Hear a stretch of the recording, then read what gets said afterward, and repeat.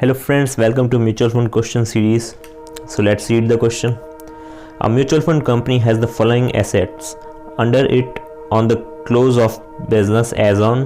Companies के name दे रखे हैं, मतलब एक म्यूचुअल फंड कंपनी है तो वो क्या करती है, इन्वेस्टमेंट करती है, अपने जो भी इन्वेस्टर्स से पैसा लेती है उसका इन्वेस्टमेंट करती है, कहाँ पे कंपनीज़ के शेयर्स खरीदती है और भी कुछ सिक्योरिटीज़ खरीदती है। तो वही लिस्ट दे रखी है कि इस म्यूचुअल फंड कंपनी ने कहाँ कहाँ अपना पैसा इन्वेस्ट कर रखा है। ओके, तो म्यूचुअल फंड कंपनी ने अपना पैसा इन्वेस्ट कर रखा है इन कंपनीज़ में।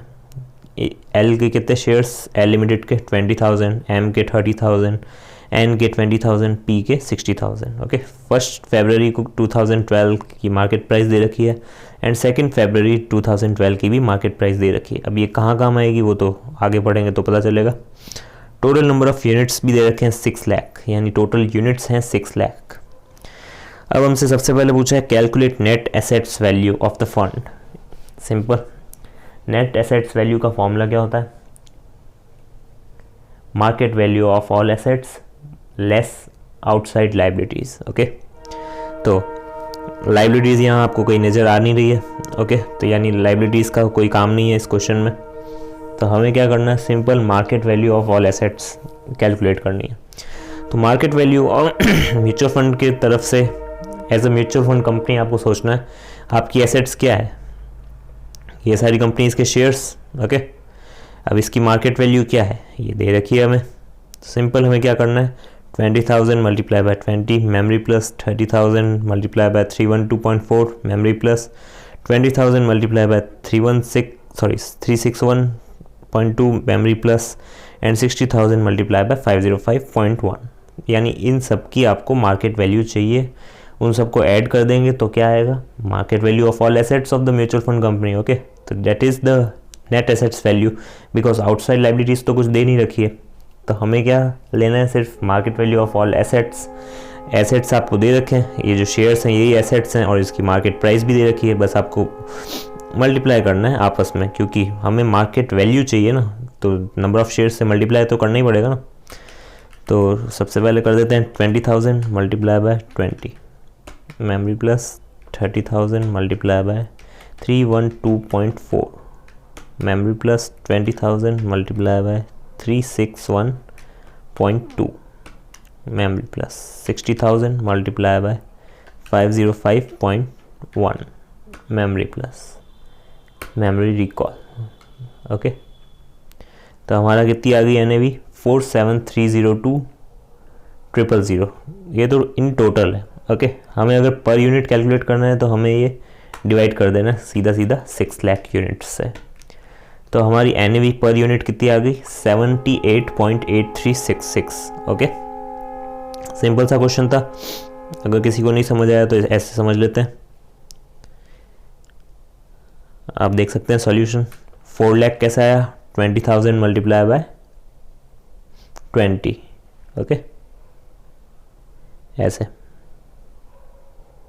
ये सारी सिचुएशंस ऐसे आई है जो सॉल्यूशन दे रखा है ना। और अगर पर यूनिट निकालना है वो मैंने बता दिया, 6 लाख से डिवाइड करना है आपको, सिंपल। नेक्स्ट, फॉलोइंग इंफॉर्मेशन, ये तो फर्स्ट पॉइंट क्लियर हुआ। Following information is given. Assuming 1, Mr. A submits a check of 30 lakh to the mutual fund and the fund manager of the company purchases 8,000 shares of M Limited and the balance amount is held in bank. In such a case, what would be the position of the fund? Okay, तो इसमें क्या कहा गया है, assume कीजिए कि mister A क्या करता है, सबमिट कर देता है 30 लाख का चेक म्यूचुअल फंड मैनेजर को, और मैनेजर क्या करता है, उससे उसने सबमिट कर दिया चेक, तो 30 लाख म्यूचुअल फंड कंपनी के बैंक अकाउंट में आ गए, 30 लाख आ गए, और उसमें से उसने 8,000 रुपीज़ के एम लिमिटेड के, ये जो एम लिमिटेड है ना, इसके शेयर्स परचेज़ कर दिए। ओके, तो एम लिमिटेड के शेयर्स परचेज़ कर दिए कितने, 8,000, और किस प्राइस पे करेगी, ऑब्वियस 312.4। तो 8,000 शेयर्स परचेज़ किए किस प्राइस पे, 312.4, यानी कितने रुपए के शेयर, 24,99,200। ओके, 24,99,200 रुपीज़ के शेयर्स खरीद लिए समझो 30 लाख में से। बाकी बचा हुआ क्या आ जाएगा, कैश। तो इसको माइनस करेंगे 30 लाख में से, तो 5,08,100 का कैश पड़ा है। ओके, सिचुएशन क्लियर है। अब आपको क्या करना है, पोजीशन बतानी है फंड की। पोजीशन मतलब वही सिंपल, आपको क्या करना है, बताना है कि कितने शेयर्स पड़े हैं और उसकी वैल्यू कितनी है। ओके, तो सबसे पहले 20,000 शेयर्स हैं, वो 20 की वैल्यू है। ओके, 4 लाख, ये ऐसे समझ लेते हैं, इससे जल्दी समझ आएगा। 20,000 शेयर्स एंड 20 की वैल्यू है 4 लाख एंड 38,000। इसमें देखो लास्ट टाइम कितना था, 30, बट अब 8,000 शेयर्स खरीद लिए और एम लिमिटेड के, तो अब क्या हुआ, 38,000 हो गया। ओके, 38,000 प्राइस वो की वो, और टोटल लिख दिया हमने 11871200। और एन लिमिटेड के कितने, 20,000, उसकी प्राइस भी दे रखी है, तो वही सेम ही रहेगी। 60,000 की ये भी प्राइस वही रहेगी। ओके, जो यहाँ थी, इन सब की प्राइस वही रहेगी, सिर्फ इसकी चेंज हो जाएगी। क्यों, क्योंकि 8,000 एक्स्ट्रा शेयर्स खरीदे हैं। और कैश जो कि मैंने बताया था आपको 5,08,100, तो टोटल लगा देंगे इसकी, तो 50 लाख नहीं, 503,02,000। ओके, तो ये थी सिचुएशन रिवाइज्ड। ओके, और नंबर ऑफ यूनिट्स चेंज हो जाएंगे। क्यों, बिकॉज 30 लाख रुपीज़ उसने दिए हैं, तो उसने कुछ ना कुछ यूनिट्स लिए होंगे ना बदले में। तो 30 लाख रुपीज़ उसने दिए थे, तो उसमें NAV कितनी थी, 78.84। तो हमें डिवाइड कर देना नंबर ऑफ यूनिट्स निकालने के लिए। 30 lakhs डिवाइडेड बाय 78.8366। तो इसमें आ गया एक्स्ट्रा यूनिट्स। एक्स्ट्रा यूनिट्स कितने हैं, 38053। ओके, प्लस कर देंगे 6 लाख जो ओल्ड यूनिट्स थे। टोटल यूनिट्स हो गए 638,053। ओके, तो this is the revise position. Next, third में हमने पूछा है find new NAV of the fund as on 2 फरवरी 2012। सिंपल, ये जो 2 फरवरी 2012 इसकी मार्केट प्राइस दे रखी है और इसमें भी शेयर्स वगैरह दे रखे हैं। बस इसका शेयर 30,000 नहीं 38,000 लेंगे हम। क्यों, क्योंकि 8,000 शेयर्स एक्स्ट्रा खरीदे हैं। बाकी सारी सिचुएशन वो की वो है, हमें प्राइजेस बस इस साल के लेने। और NAV कैलकुलेट करते टाइम जो हम market value of all assets लेंगे उसमें कैश को लेना मत भूलना। इसमें यही मेन पॉइंट है, इसमें सिर्फ ये मेन पॉइंट है कि इसमें कैश को लेना नहीं भूलना है। कैश जो है ना, ये 5,08,100 जो 30 लाख में से शेयर्स तो खरीद लिए हमने, बाकी कैश ही बचा है ना, तो वो हमें एसेट में कंसीडर करना है। Because it has also asset, cash is also asset. Okay, और इसकी market value book value same ही रहती है।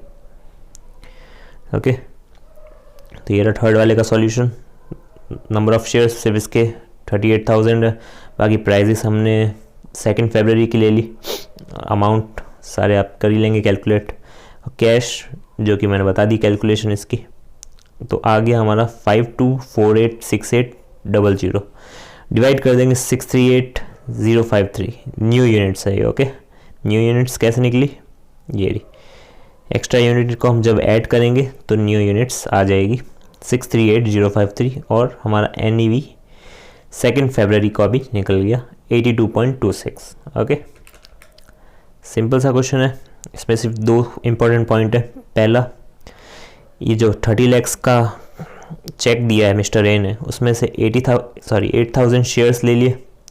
बाकी का बचा हुआ जो 8,000 शेयर्स लिए ना, 8,000 मल्टीप्लाई बाय 312.4, 24,99,200 का जो शेयर्स लिए हैं। बाकी बचा हुआ जो है ना, इसको लेस करना पड़ेगा 30 लाख में से, तो 5,08,100 का कैश बचेगा। ओके, ये 30 lakhs में से 5,08,100 का कैश बच जाएगा।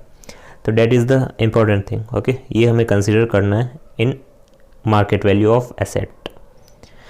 और सेकेंड इम्पॉर्टेंट पॉइंट है ये number of units. Number of units हमें कैलकुलेट करने पड़ेंगे न्यू। क्यों, बिकॉज ये जो 30 lakhs का चेक दिया ना मिस्टर ए ने, ये ऐसा ही नहीं दिया है। बदले में म्यूचुअल फंड कंपनी ने उसके यूनिट्स इशू किए होंगे। यूनिट्स किस रेट पे इशू करेगी? NAV। ओके, सिंपल सा क्वेश्चन है, ज़्यादा कुछ था नहीं।